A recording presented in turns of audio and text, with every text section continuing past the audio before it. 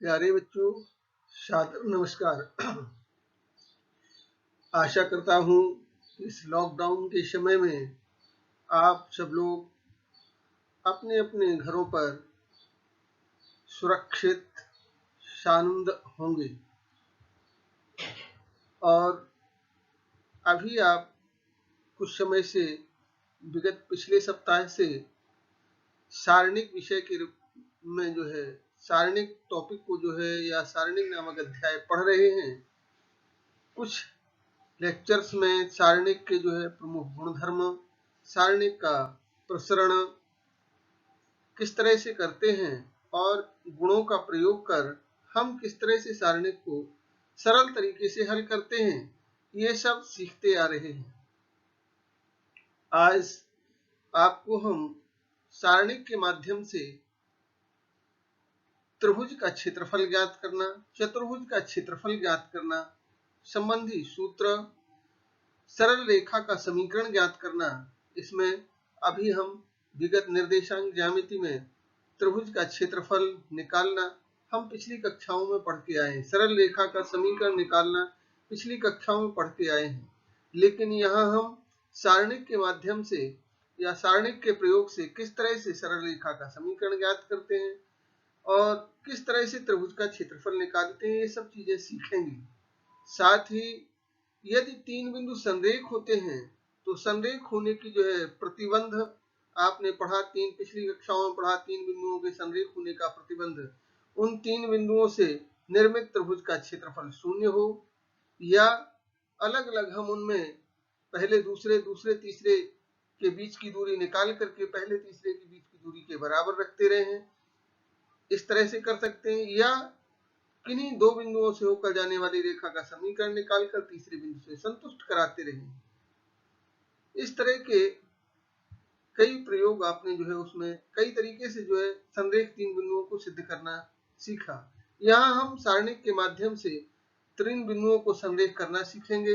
अर्थात यहाँ सारणिक के प्रयोग से तीन बिंदुओं से निर्मित सारणिक का मान यदि शून्य होता है, अर्थात हम कह सकते हैं कोई त्रिभुज नहीं बन रहा है, कोई त्रिभुज नहीं बनता है, अर्थात एक सरल रेखा होती तो उसका कोई क्षेत्रफल नहीं होता है। इसलिए यहाँ हम तीन बिंदुओं के संरेख होने का और दो बिंदुओं से होकर जाने वाली रेखा का समीकरण और त्रिभुज का क्षेत्रफल ज्ञात करना, ये चीजें आज हम पढ़ेंगे और सीखेंगे। आज के इस लेक्चर में हम ये चीजें पढ़ेंगे।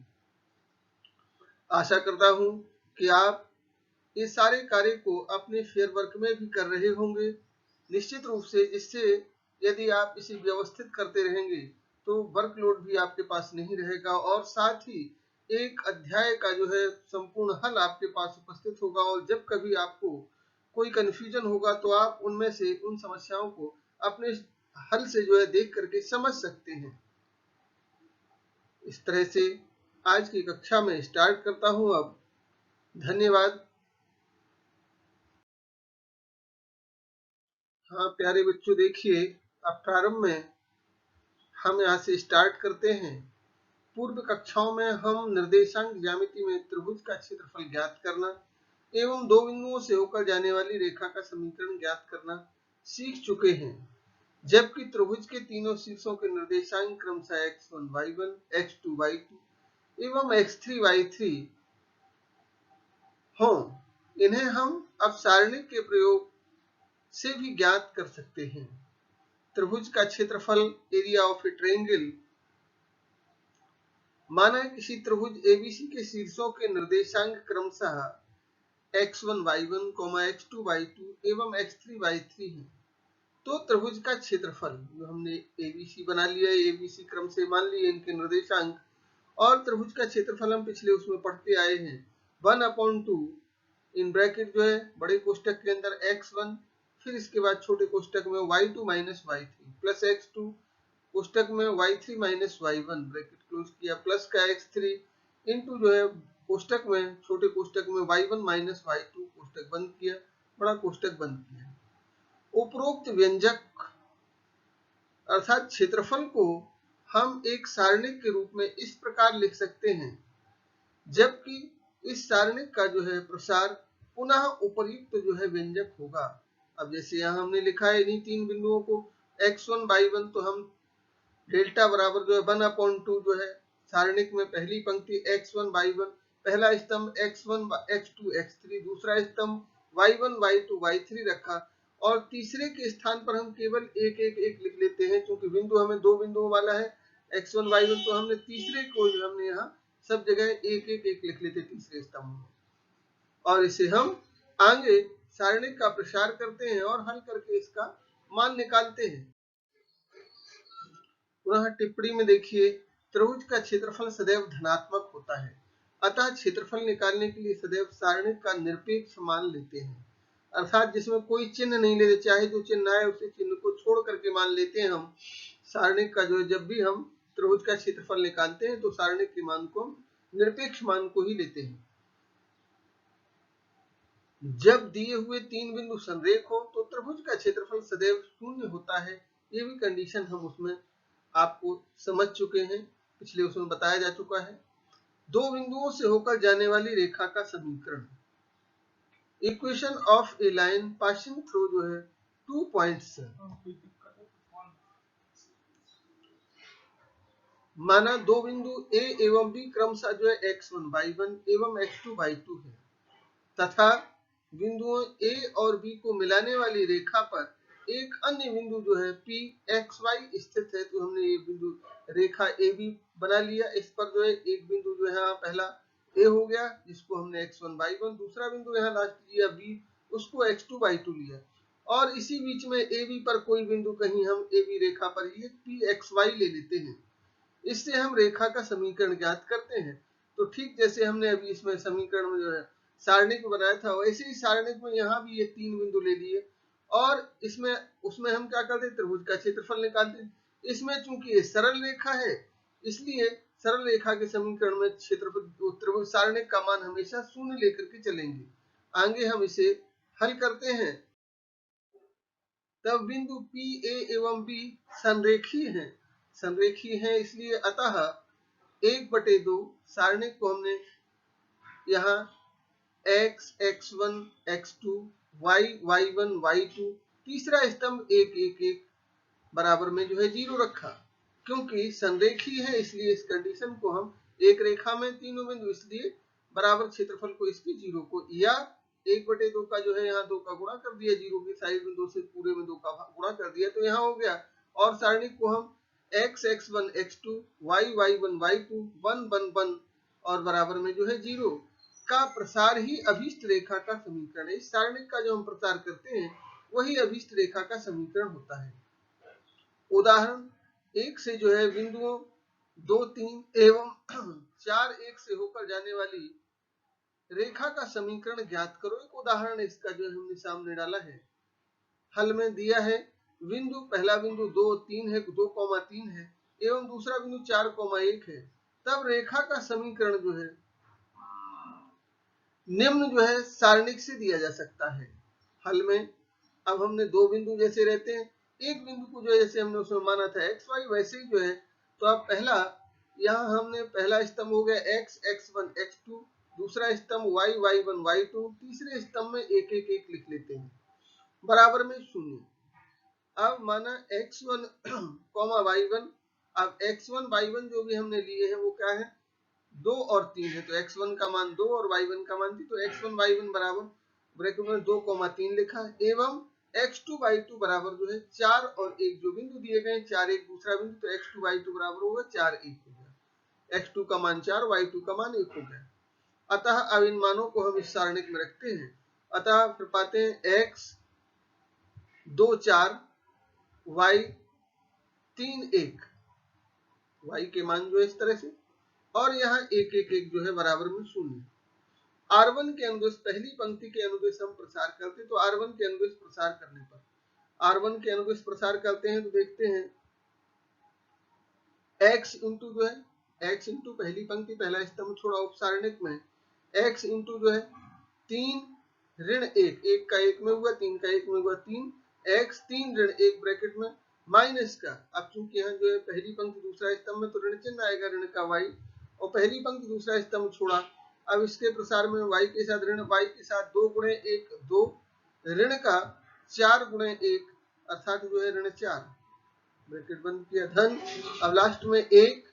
तो पहली पंक्ति और तीसरा स्तंभ छोड़ा, 2 ऋण 12 है, 2 ऋण 12 बराबर में 0,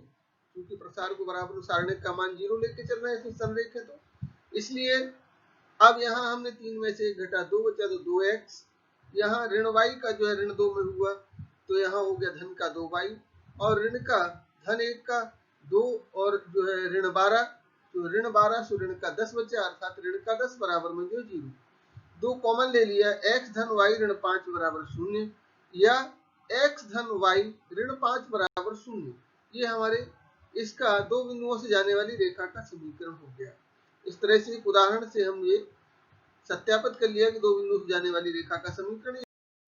क्लास का बच्चों पहला क्वेश्चन है, पहला प्रश्न, उस त्रिभुज का क्षेत्रफल ज्ञात करो जिसके शीर्ष क्रमशः 1 0 और 6 0 एवं 4 3 है। तो हमने यहाँ हल में त्रिभुज के शीर्ष क्रमशः 1 0 6 0 6 0 एवं 4 3 दिए गए हैं। इन्हें हम सारणिक के रूप में निम्न प्रकार लिखते हैं, डेल्टा बराबर 1/2, पहले x के मानों को जो है हम लगातार जो है इनको लिया, x पहले मान जो है भुज को जो है 1 6 और 4, 1 6 और 4, दूसरे स्थान पर y के मानों को जो है 0 0 और 3, 0 0 और 3, इस तरह से तीसरे स्तंभ को हम तीसरे स्तंभ के स्थान पर 1 1 1 लिखते हैं। और अब हम आगे इसमें R1 के अनुदिश इसका प्रसार करते हैं। R1 के अनुदिश इसका प्रसार करने पर तो R1 के अनुसार हम प्रसार करते हैं अगले स्टेप में, और देखते हैं फिर इसका मान हम कि त्रिभुज का क्षेत्रफल कितना आता है। हाँ बच्चों ध्यान से देखिए, अब अगले स्टेप में बराबर 1/2, 1 इंटू जो है 0 - 3, माइनस का 0 इंटू ब्रैकेट में 6 माइनस जो है 4, प्लस का 1 इंटू 18 - 0, सोच किया, वेक्टर कोष्टक बंद किया, बराबर 1/2, पुनः कोष्टक में 1 गुणे जो है 0 में से 3 घटा -3, 1 में ऋण 3 का गुणा किया, ऋण का 0, और अब चूंकि 0 का किसी में करेंगे सब 0 ही आएगा, 1 का 18 ऋण जो है 0, 1 का 18 में गुणा किया धन का, कोष्टक बंद किया, बराबर में 1/2, अंदर हमने ऋण 3 का 1 में ऋण 3 हो गया, और यहाँ 18 का 1 में 18 हो गया, तो ऋण 3 धन 18, एक और इनको जोड़ करके जोड़ घटा करके 15 बचा, अंदर 1/2 का 15 में गुणा कर दिया, 1/2 गुणा 15 अर्थात 15/2 वर्ग इकाई, ये त्रिभुज का क्षेत्रफल हो गया। दिए हुए त्रिभुज का क्षेत्रफल 15/2 वर्ग इकाई हो गया। अब कक्षा का क्वेश्चन नंबर 2 अर्थात प्रश्न संख्या 2, बिंदुओं ऋण 2 ऋण 3 और 3,2 एवं ऋण 1, जो है 8 ऋण 8 से निर्मित त्रिभुज का क्षेत्रफल ज्ञात करना है। निर्मित त्रिभुज का क्षेत्रफल ज्ञात की, तो हल में हमने दिया है बिंदु ऋण 2, 3 और 3,2 और साथ ही एवं ऋण 1, जो है ऋण का 8, ऋण 1, ऋण 8, तब त्रिभुज का क्षेत्रफल बराबर 1/2, सारणिक के रूप में हमने जैसे सूत्र है इसका 1 डेल्टा बराबर 1/2 x1 x2 x3 y1 y2 y3 1 1 1 बराबर जो है यहाँ से इस त्रिभुज का क्षेत्रफल बराबर इस उससे जो है सारणिक के मान से प्राप्त करेंगे हम। तो यहाँ हमने अब पुनः मान लिया जो हमें बिंदु दिए गए ऋण 2 ऋण 3, जो x1 y1 बराबर हो गया ऋण 2 ऋण 3, पुनः जो है x2, y2 बराबर जो है दूसरा बिंदु है 3,2, तीसरा बिंदु x2 y2 बराबर 3,2 हो गया, और इस तरह से तीसरा बिंदु ऋण 1 ऋण 8 है, तो जो है x3 y3 बराबर ऋण 1 और ऋण का 8 हो गया। इन मानों को इस सारणिक में हम रखते हैं जो हमने सूत्र में लिखा था, अतः डेल्टा बराबर 1/2, और यहाँ x के मानों को सबसे पहले हमने जो है x के मानों को रखा, तो -2 और यहाँ से आएगा -2, यहाँ से 3 और यहाँ से -1, -2 3 -1, y वाले निर्देशांकों को y निर्देशांक -3 2 और जो है -8, -3 2 और -1, तीसरे स्तंभ को 1 1 1 लिखते हैं सभी में, और R1 के अनुदिश जो है प्रसार करने पर, अब हम R1 के अनुसार प्रसार करते हैं इसका, और प्रसार करने पर पाते हैं डेल्टा बराबर 1/2 ब्रैकेट में जो है ऋण का 2 गुणे 2 धन 8, धन का 3 गुणे 3 धन 1, धन का 1 ऋण 24 धन 2 ब्रैकेट में, और इन सब को जो है जोड़ घटा करके बराबर में 1/2, ऋण 2 गुणे जो है 2 और 8 मिलकर के 10 हुआ, धन का 3 गुणे 3 धन 1 4 हो गया, धन का 1 ऋण 24 धन 2 ऋण का 22 बचा, ऋण 22 का 1 में गुणा कर लेंगे। अगले स्टेप में लिखते हैं बराबर में 1/2 ब्रैकेट में ऋण 2 का 10 में हुआ, ऋण का 20, 3 का 4 में हुआ, धन का 12, और 1 का ऋण 22 में ऋण का 22, ब्रैकेट बंद किया हमने, पुस्तक बंद किया। तो हमने देखा इसे ऋण 20 ऋण 22 ऋण का 42 धन का 12 ऋण 42 धन का 12 अर्थात ऋण का 30 बराबर में 1/2 ऋण का जो है पुस्तक में 30 लिखा। तो हमने पहले ही बताया था जब हम त्रिभुज का क्षेत्रफल निकालते हैं सारणिक के मान को, निरपेक्ष मान को लेते हैं, तो यहाँ ऋण 30 न लेकर के हम धन का 30 लेंगे, क्योंकि ऋणात्मक क्षेत्रफल ऋणात्मक नहीं होता बराबर में। वैसे तो यहाँ आया ऋण का 15, क्षेत्रफल जो है ऋणात्मक नहीं होता, अतः त्रिभुज का क्षेत्रफल बराबर 15 है वर्ग इकाई, क्योंकि इसके निरपेक्ष मान को लेते हैं, ऋणात्मक क्षेत्रफल नहीं होता इस कारण से। आप प्रश्न संख्या 3 देखिए बच्चों, सिद्ध करो कि बिंदु जो है ए,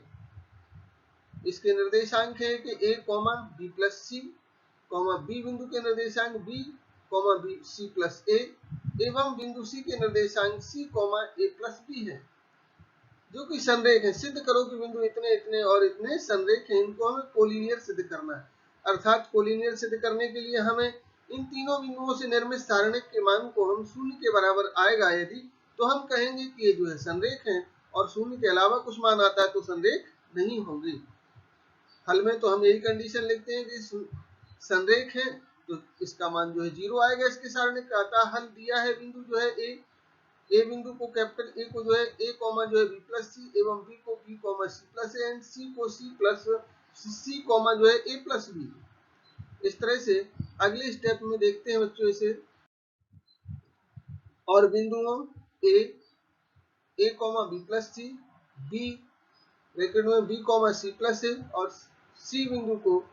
ब्रैकेट में c comma a plus B को सारणिक के रूप में निम्न प्रकार लिखेंगे। अब हम इसे जो है डेल्टा बराबर 1/2 जो है वही पहले x वाले मानों को जो है यहाँ a, फिर यहाँ b और यहाँ c, भुज वाले मान a, b और c पहला स्तंभ, दूसरे स्तंभ को y के मानों को जो है y1 y2 y3 b plus C, c plus a और a प्लस b, ये हो गया y3, और यहाँ अब हम तीसरे स्तंभ c3 के लिए 1 1 1 लिख लेते हैं, और सारणिक को लिख करके अब R1 के अनुदिश इसका प्रसार करने पर, R1 के अनुसार जो है इसका हम पहली पंक्ति के सापेक्ष प्रसार करते हैं,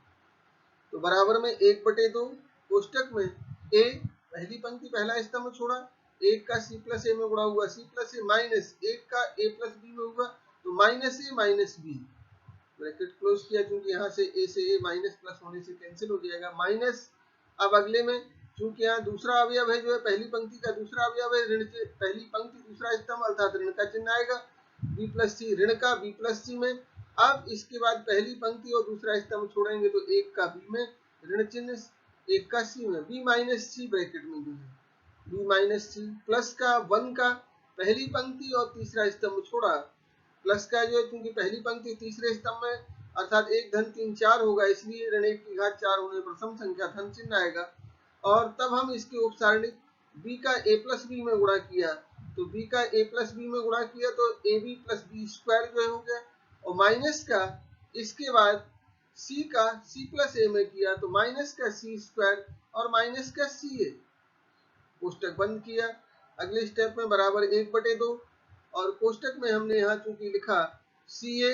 अब यहाँ हमने देखा इसको जो तो a से a कैंसिल हो गया था यहाँ पे, और यहाँ हमने अगले में जो है यहाँ आपका बचा था जो है a का गुणा किया हमने c में तो ca आया, और a का गुणा जब हमने b में किया तो माइनस का ab आया, माइनस का है b प्लस सी का b माइनस सी है, b स्क्वायर माइनस सी स्क्वायर, लेकिन बाहर माइनस है तो b स्क्वायर माइनस का हुआ, c स्क्वायर प्लस का हो गया। +1 का इसमें किया तो वैसे ही रहा है, AB + B स्क्वायर माइनस जो है C स्क्वायर माइनस C है। यहाँ हम देख रहे हैं CA से जो है CA प्लस माइनस का कैंसिल हुआ, AB माइनस का और प्लस का AB कैंसिल हो गया, minus B square plus B square cancel हो गया और C स्क्वायर प्लस का C स्क्वायर माइनस का कैंसिल। सब कटने के बाद 1/2 गुणे 0 बराबर 0 आया। अब चूंकि त्रिभुज का क्षेत्रफल 0 है, अतः सिद्ध हुआ दिए गए तीनों बिंदु संरेख हैं। यही हमें इसमें सिद्ध करना था कि दिए हुए बिंदुओं को, तीन बिंदुओं को हमें संरेख सिद्ध करना था। ये हो गया। प्रश्न संख्या 4 बच्चों देखें, आपकी स्क्रीन पर है। यदि शीर्षों 2, 4, 3, -2 तथा k, 5 से निर्मित त्रिभुज का क्षेत्रफल 13/2 वर्ग इकाई हो तो k का मान ज्ञात करो। इसमें हमें k का मान निकालना है। हल में मान लो त्रिभुज के शीर्ष A 2, 4, B को हमने 3, -2 एवं C को k, 5 है लिख लिया। दिया है त्रिभुज का क्षेत्रफल बराबर 13/2 वर्ग इकाई। त्रिभुज का क्षेत्रफल भी हमें ज्ञात है इसमें, और त्रिभुज हमने यहाँ जो है बना लिया। और न बनाए तो भी कोई जरूरत नहीं है कि बनाए या न बनाए, यहाँ हमने तो हालांकि बना दिया। त्रिभुज ABC, A के निर्देशांक लिखे, B के लिखे और A शीर्ष के, B शीर्ष के और C शीर्ष के निर्देशांक क्रमशः जैसे दिए गए थे 2, 4 जो है 3, -2 और जो है यहाँ आपका k, 5 लिखने के बाद अब हमने यहाँ इसको सारणिक, अब जो यहाँ देखा हमने x1 y1 बराबर जो है 2, 4 हो गया, x1 y 2, 4 हो गया, x2 y2 जो है 3, -2 हो गया और x3 y3 को k, 5 लिख लिया। अब हमने यहाँ चूंकि त्रिभुज का क्षेत्रफल बराबर सूत्र होता है 1/2 और पहला स्तंभ x1 x2 x3 y1 y2 y3 और तीसरा स्तंभ 1 1 1 है। और इसको हम त्रिभुज के क्षेत्रफल को चूंकि हमें दिया गया 13/2 वर्ग का, 13/2 लिख दिया इसकी जगह पे हमने, बराबर में 1/2 और सारणिक के रूप में जो है पहला स्तंभ 2 और 2 3 और जो है k, दूसरा स्तंभ है 4 -2 5 और तीसरा स्तंभ 1 1 1। R1 के अनुदिश प्रसार करने पर पहली पंक्ति के सापेक्ष प्रसार किया हमने, 13/2 बराबर 1/2 यहाँ जो है, और पहली पंक्ति 2 गुणे जो है, अब पहली पंक्ति पहला स्तंभ छोड़ा, इसके उपसारणिक में गुणा किया, -2 और ऋण का 5, 2 गुणे जो है -2 ऋण 5 कोष्टक बंद किया। इसके बाद ये 4 है, पहली पंक्ति दूसरे स्तंभ में है तो पहली पंक्ति दूसरे स्तंभ को छोड़ा,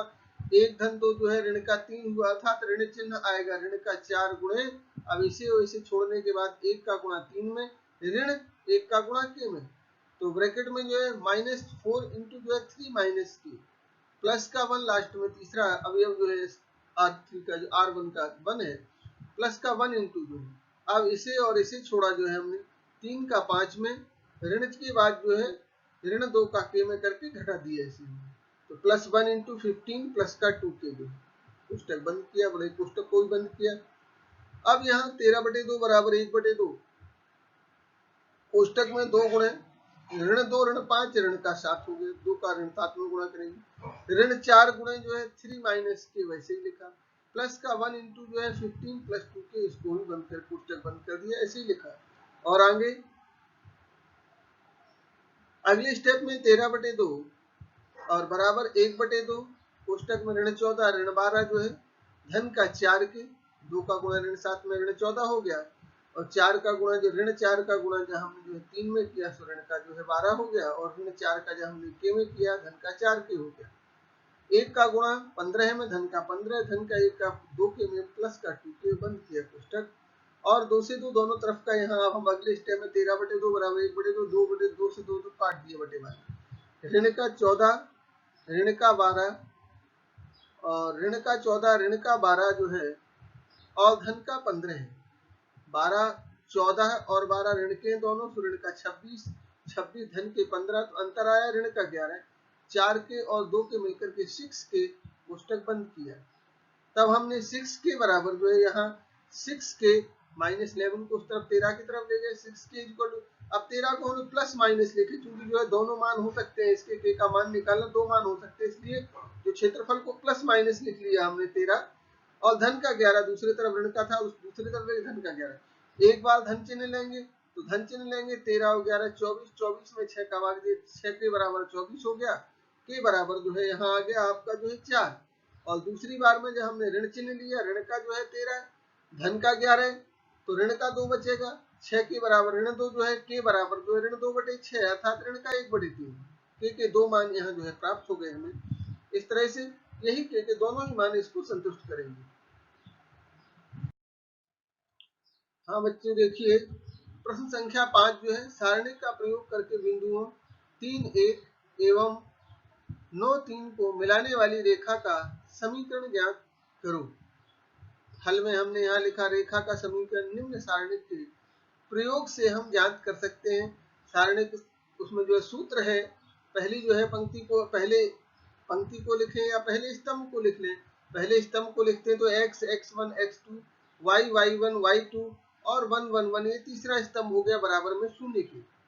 माना x1 y1 बराबर जो है 3,1 तथा x2 y2 बराबर जो है 9,3। x2 y2 दो बिंदु जो है दिए गए हैं, ये और ये, तो इनसे हमने x1 y1 और x2 y2 के मान को, अतः अब हम इन मानों को यहाँ रख देते हैं, x1 y1 x2 y2 के मान रख देते हैं। तो पहले स्तंभ में x1 का मान 3 है, x2 का मान 9 है, y1 का मान जो है यहाँ हमें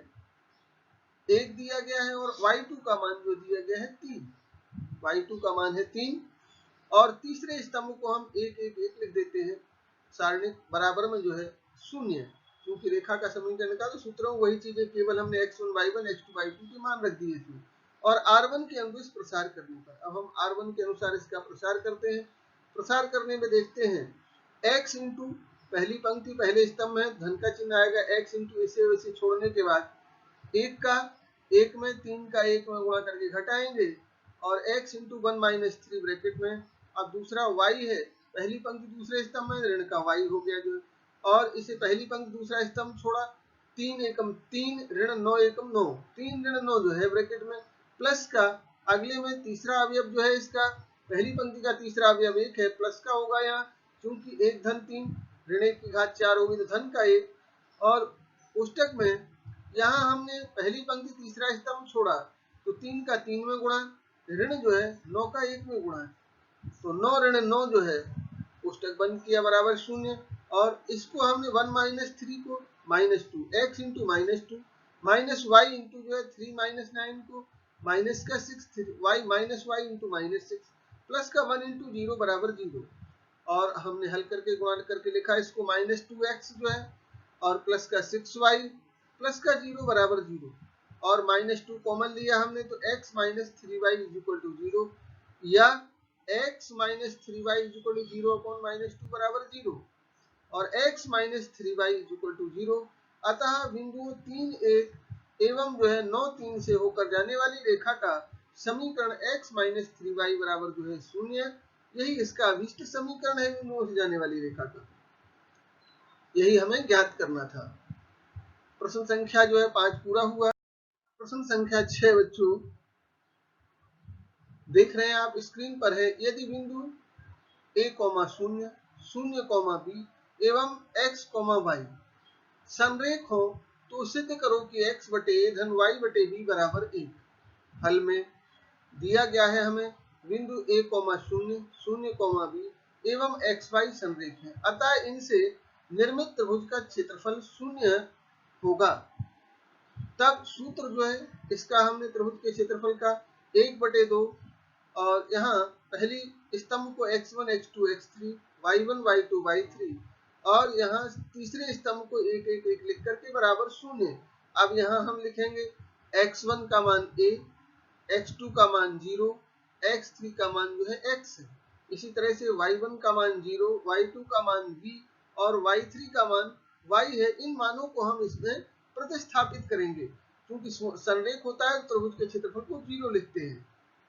अगले स्टेप, हाँ बच्चों देखिए, यहाँ अगले स्टेप में पुनः हमने लिखा x1 x2 x3 y1 y2 y3 1 1 1 जो है और बराबर में 0। मान लिया यहाँ जो हमने लिखा था x1 y1 बराबर जो है a, 0, x2 y2 बराबर 0 b, x3 y3 हो गया x, y। इन मानों को इसमें हमने रख दिया, तब a 0x 0by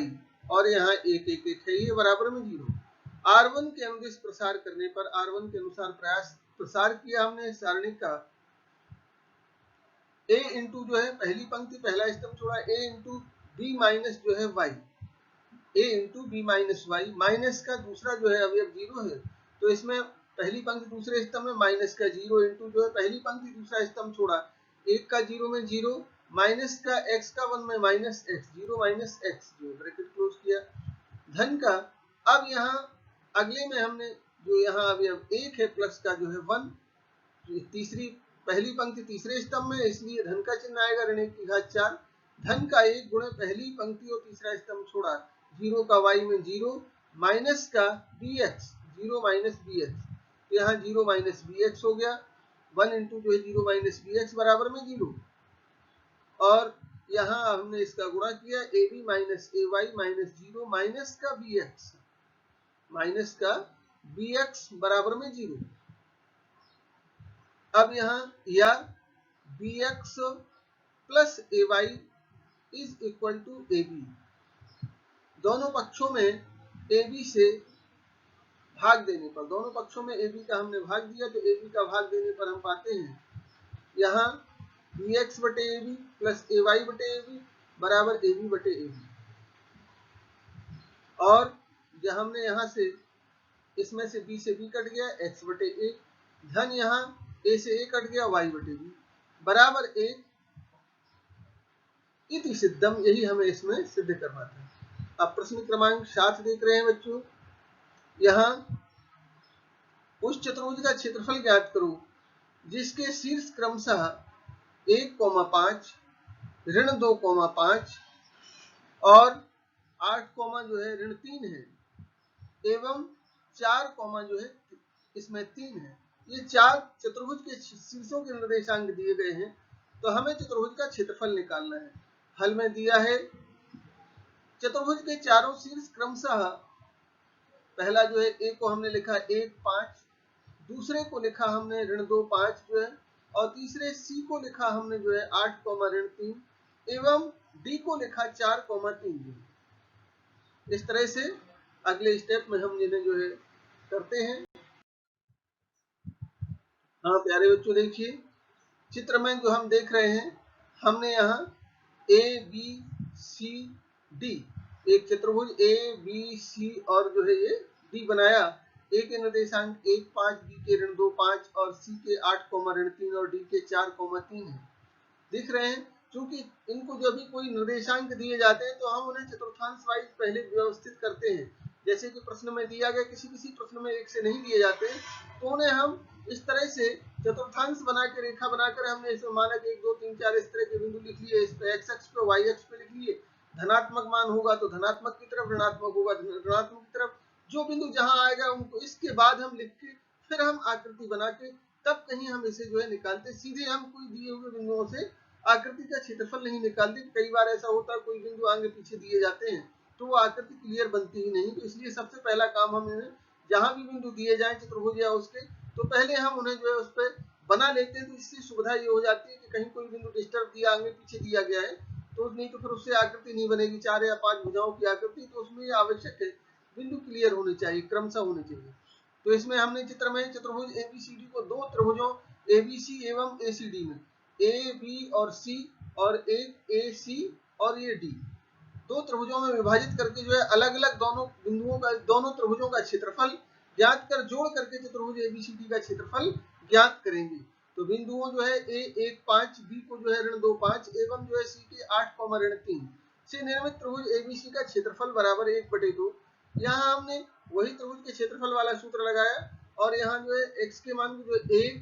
ऋण 2 और 8, 5, 5 और ऋण का 3, 1, 1, 1, तीसरे स्तंभ को बराबर में 1/2, इसका प्रसार कर दिया। प्रसार करने में 1 गुणे 5 धन 3,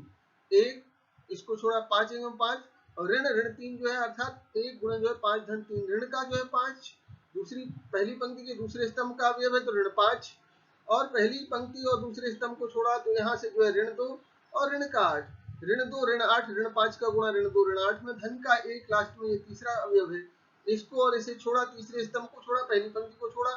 तो ऋण 2 का ऋण 3 में गुणा हुआ, धन का 6 और 8 का 5 में ऋण का जो है, तो धन का 6 ऋण 40 जो है कोष्टक बंद किया और बराबर 1/2। यहाँ हमने 5 3 8 हो गया, यहाँ मिलकर के 1 गुणा जो है तो यहाँ 8। अब यहाँ हमने निरपेक्ष मान लिखते हैं इसलिए मॉडुलस का साइन बनाया हमने, धनात्मक ऋणात्मक से कोई मतलब नहीं जो भी है,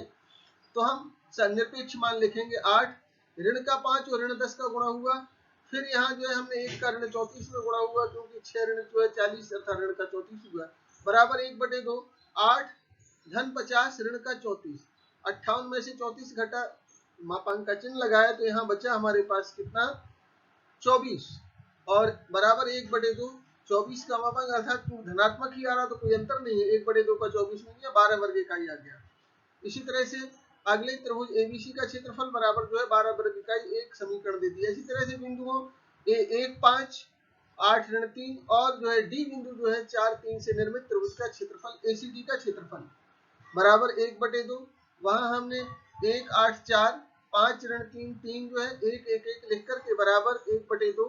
पुनः यहाँ मापांक का चिन्ह बनाया, इसलिए क्योंकि अगर ऋणात्मक नहीं आता कोई बात नहीं, लेकिन ऋणात्मक आता तो हम धनात्मक ही लिखेंगे, क्षेत्रफल ऋणात्मक नहीं होता। 1 गुणे ऋण 3 जो है ऋण का 5 दूसरी पंक्ति में है तो ऋण 5 गुणे जो है, अब इसको छोड़ा हमने तो 8 ऋण जो है 4, यहाँ 8 ऋण 4, धन का 1 यहाँ तीसरी पंक्ति का अवयव जो है तीसरा अवयव पहली पंक्ति का तीसरा अवयव है,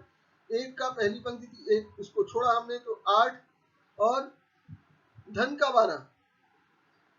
तो यहाँ हो गया ये आपका 1 गुणे जो है 8 का जब हमने 3 में किया, 8 का 3 में किया 24 और धन का 12 से 24 12 36 अगले कोष्टक में आएगा, बराबर में 1/2 जो अगले ऋण का 6 ऋण का यहाँ 20 और धन का जो है 36, 20 और 6 जो है 26, ऋण का 26 धन का 36 धन का 10 आया बराबर 1/2, ऋण 26 धन यहाँ 36 बराबर 1/2 गुणे 10 अर्थात 5 वर्ग इकाई। तो एसीडी त्रिभुज एसीडी का क्षेत्रफल बराबर 5 वर्ग इकाई, इसे नंबर 2 दिया। अब 1 और 2 को जोड़ देंगे, यही हमारा चतुर्भुज का क्षेत्रफल हो। हाँ प्यारे बच्चों देख रहे हैं समीकरण 1 व 2 के जो है संगत पक्षों को जोड़ने पर त्रिभुज एबीसी का क्षेत्रफल धन त्रिभुज एसीडी का क्षेत्रफल बराबर हमने लिखा एबीसी और एसीडी का क्षेत्रफल बराबर क्या हो गया चतुर्भुज एबीसीडी का क्षेत्रफल, और जिसको हमने दोनों के जोड़ करके 12 धन 5 बराबर जो 17 वर्ग इकाई। चतुर्भुज एबीसीडी का क्षेत्रफल वही हमने लिखा एबीसी का क्षेत्रफल धन एसीडी का क्षेत्रफल मिलाकर के बराबर 17 वर्ग इकाई, यही उत्तर हो गया। अब ये हमें कुछ प्रैक्टिस क्वेश्चन दिए गए हैं जो है नीचे यहाँ दे रहे हैं अभ्यास प्रश्न। इन अभ्यास प्रश्नों को आपको ध्यान से इसमें जो है करना है, जो दिए जा रहे हैं इन अभ्यास प्रश्नों को आपको करना है और आप इन अभ्यास प्रश्नों को ध्यान से करेंगे। साथ ही आपने इसे जो है क्लास को अच्छे से पढ़ा है तो अभ्यास प्रश्न भी इजी वे में आप कर सकते हैं। तो ध्यान रखिए कि समय से इन प्रश्नों को आप करिए जो है अपनी नोटबुक में, और कोई क्वेरी होती है तो उससे आप अपनी जो है उसके द्वारा हमसे पूछ सकते हैं। सुरक्षित रहिए, घर में रहिए, धन्यवाद।